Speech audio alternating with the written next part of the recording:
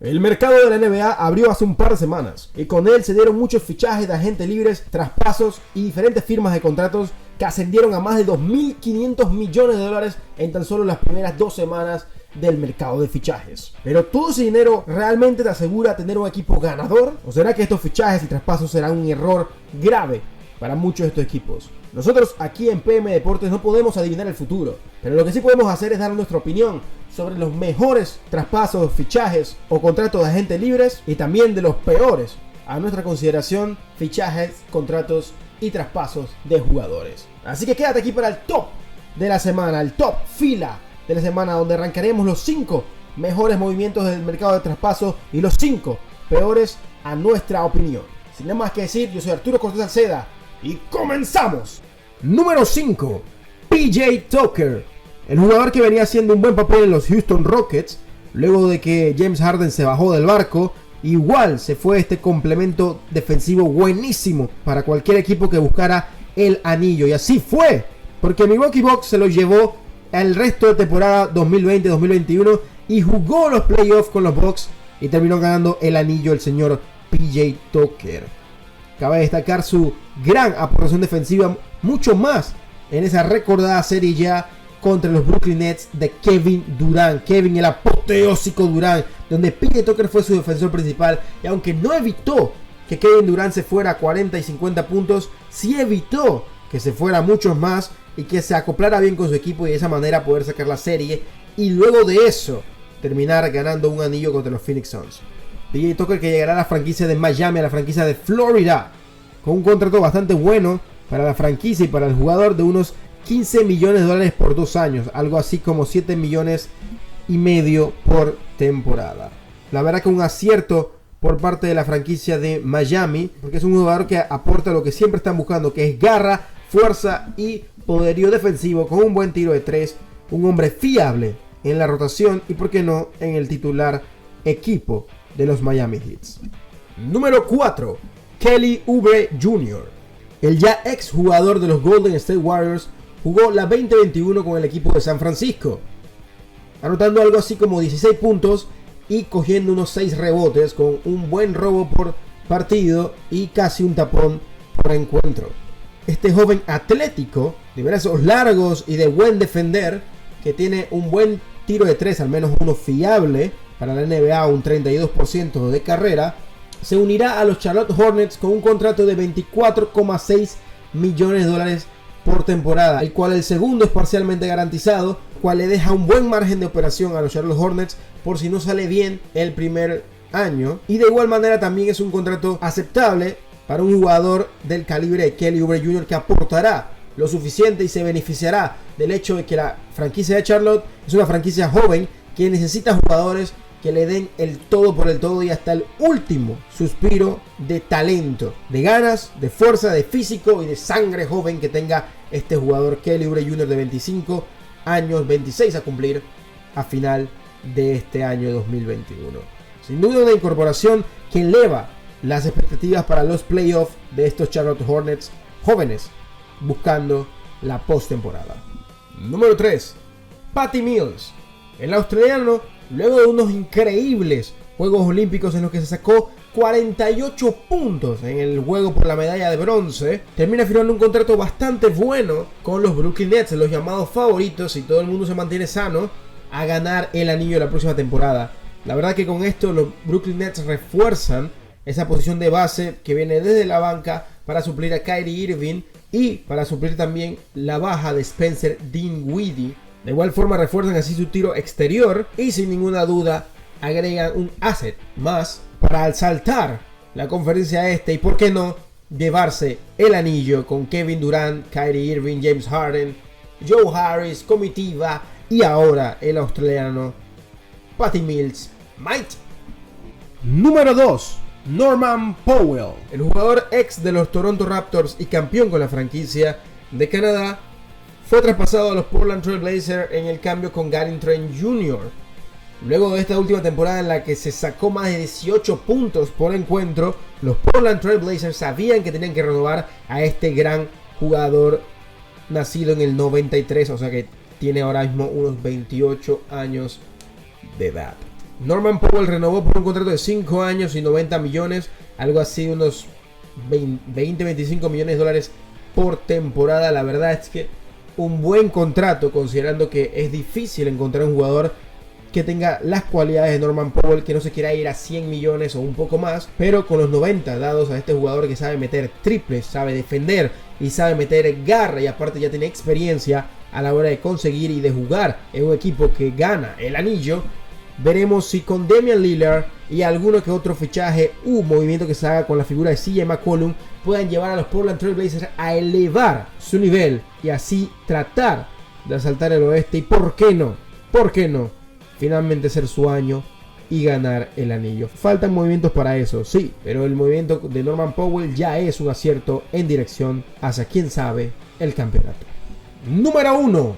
Kemba Walker.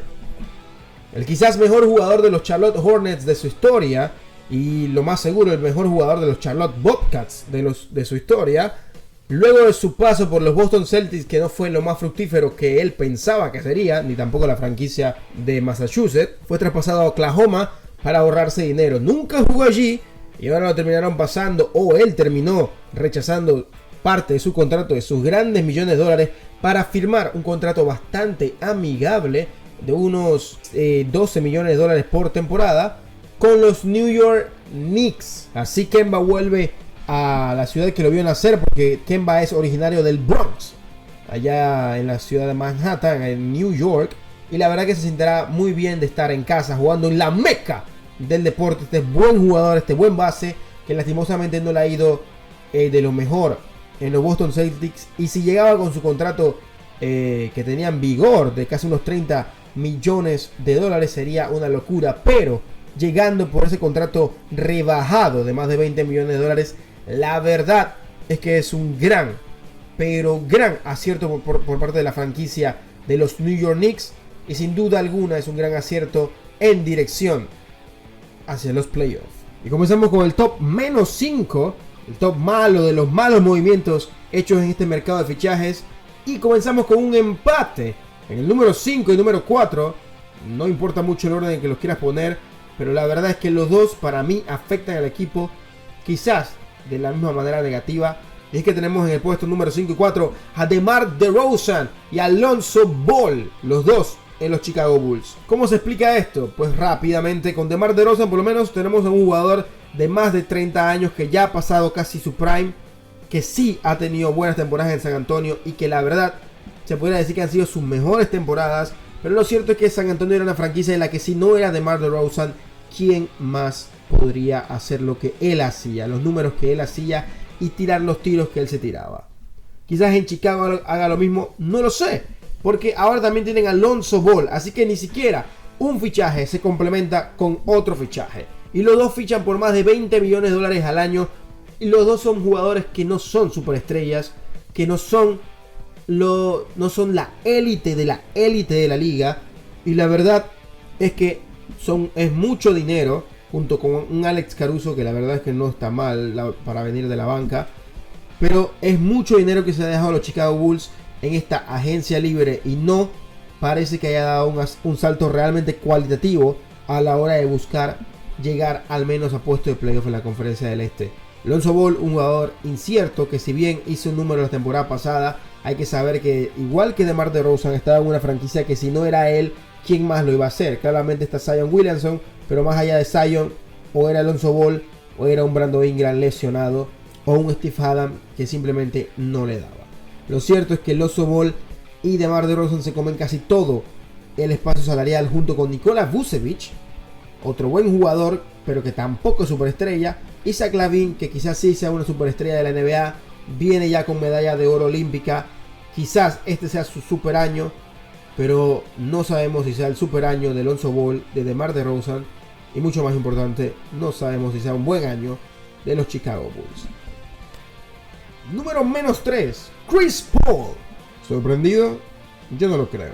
Si bien Chris Paul fue una gran pieza de estos Phoenix Suns que llegaron a la final de la NBA, lo cierto es que es un jugador de más de 35 años que ya venía de un contrato que se consideraba muy, pero muy tóxico cuando lo firmó con los Houston Rockets y que luego pasó a Oklahoma en Ciudad de Nadie y sí ha llegado a ser All-Star, ha marcado buenos números y ha llegado a la final con los Phoenix Suns. Pero igual que vimos en las finales con los Phoenix Suns, lo cierto es que Chris Paul puede flatearse a la hora de la verdad. Y lo peor es que, dado a su posición, la manera en la que juega, no creo que esta temporada, con el físico que vaya a tener, pueda seguir rindiendo de la manera que ha rendido ahora. Y lo peor es que lo firman con un contrato de 4 años y 120 millones, lo que a la práctica significa 30 millones de dólares para un jugador que su última temporada cobrará casi 35 millones de dólares con 40 años de edad. Un abuelito de la NBA será en ese momento. Y quizás muchos dirán, bueno, pero si no era Phoenix Suns y si no era Chris Paul, ¿a quién le daban ese contrato?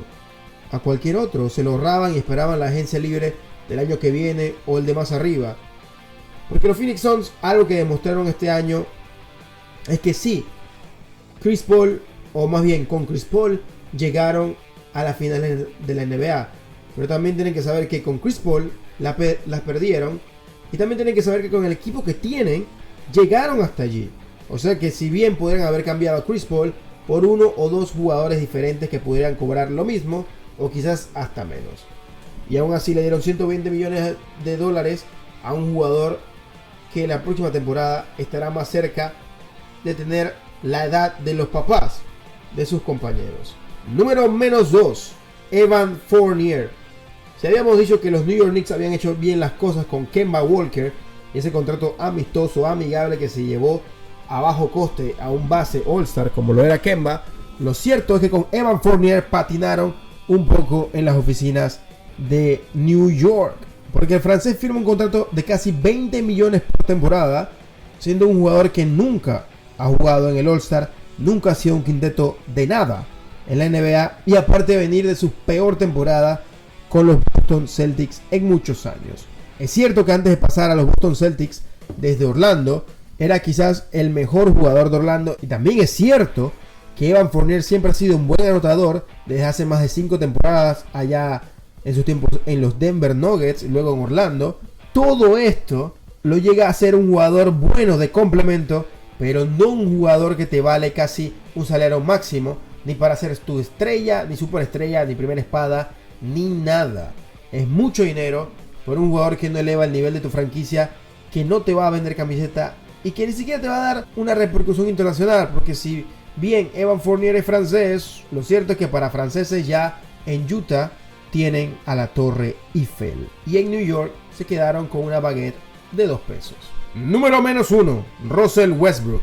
Traspasado a Los Ángeles Lakers desde Washington, el ya exjugador de los Wizards llega a una franquicia que tiene a 2 superestrellas que han hecho bien sus papeles y le han dado anillos a la franquicia angelina. Pero con LeBron James y Anthony Davis, lo último que te esperarías es que el movimiento bomba para complementarlos fuera otro jugador que no tira de 3, que el tiro no es su arma y que necesita mucho balón para realmente generar juego, cosa que ya hace LeBron James y hace Anthony Davis. Es más, lo más gracioso es que de los 3, el mejor tirador de triples es el pivot, o ala pivot como lo quieras ver, de la ceja, Anthony Davis, que no debería ser su función en lo absoluto. Russell Westbrook es un base bastante errático y caótico, que su juego alocado lo ha llevado a ser un jugador de récord, promediando triple dobles y siendo ya el mayor exponente en ese apartado en la liga, superando a Oscar Robertson, toda una leyenda de la NBA. Con un salario de casi 40 millones de dólares, mucho más alto que Anthony Davis y LeBron James, que ya le han dado anillo a la franquicia, llega un jugador que no complementa a ninguna de esas 2 superestrellas, ni a ninguno de los otros jugadores que tienen en plantilla ahora Los Ángeles Lakers, que le hace llegar a su tope salarial sin poder adquirir ningún otro buen jugador si no fuera por el salario mínimo, y que de ninguna manera eleva al equipo ni lo hace parecerse al equipo que ganó el anillo en el 2020. Un movimiento con muchos triple dobles y quizá con muchos rebotes, asistencia y puntos por parte de Russell Westbrook, demasiados gritos, caminatas infinitas, pero lo cierto es que ninguna ventaja ni ningún pro para la franquicia de Los Ángeles Lakers. Que lo sufran, igual que lo sufrí yo como aficionado de los Rockets. Cualquier aficionado de oro púrpura que esté viendo este video y que deje su comentario en la cajita de comentarios, porque aquí llegamos al final con el mal fichaje, con el number one de Russell Westbrook, cerrando este top negativo y cerrando este video. Yo soy Arturo Cortés Salceda, nos vemos en la próxima.